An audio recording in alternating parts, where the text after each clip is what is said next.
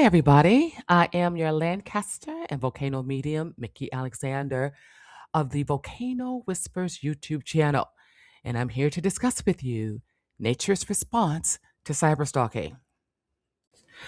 In some circles, it's known as grounding, but the concept of becoming a human circuit of the Earth's currents, where the volcanoes meet the sun, creating a process of fermentation is how our ancestors evolved themselves. It also served to restore absolute order relating to man made electricity then and now, which in today's context involves cybernetics or the techniques of cyberspace. In deferring to nature's system of checks and balances, everything made by the human finds its checkmate within Mother Nature as the natural function of the planet is to reinstate the equilibrium and homeostasis within all things artificial or that which is no longer connected to the soil. And here is our fundamental understanding of this.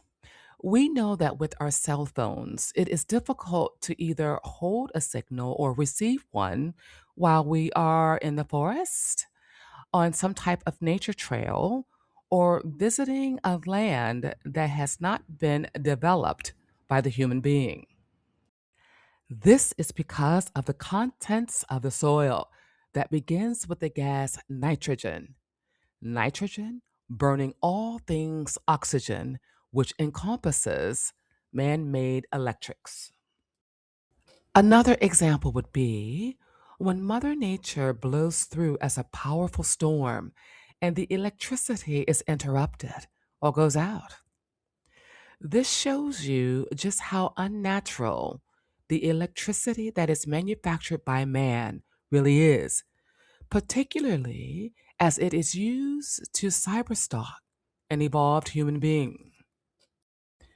Now, in making use of what's already established by nature to terminate electricity, in this case, electricity or electronics used by someone to tether themselves to you, you have now got to create an opening that allows nature to get in there and do what it needs to do to that parasite that has latched on to you.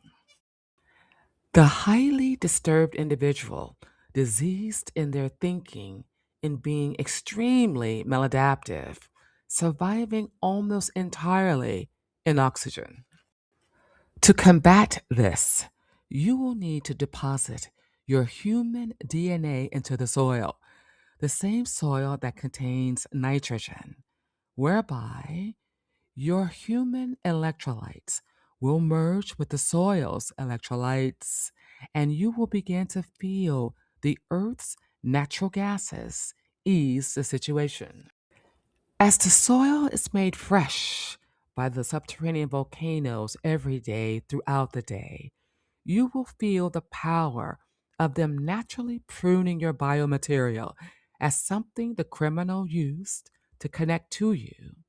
And I must warn you that this process is absolute because the land is involved, and these mechanics that will churn in your favor are what's used by the planet to restore, replenish, refurbish, and reinvigorate itself with the same now working on your behalf.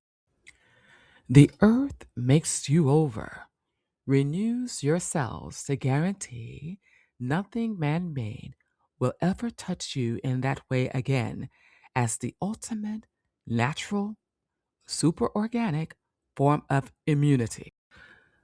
On a more personal note, a life experience had me come to the attention of criminals due to my appearance on various national and international media platforms, and with them moving in secret as pirates of the black market.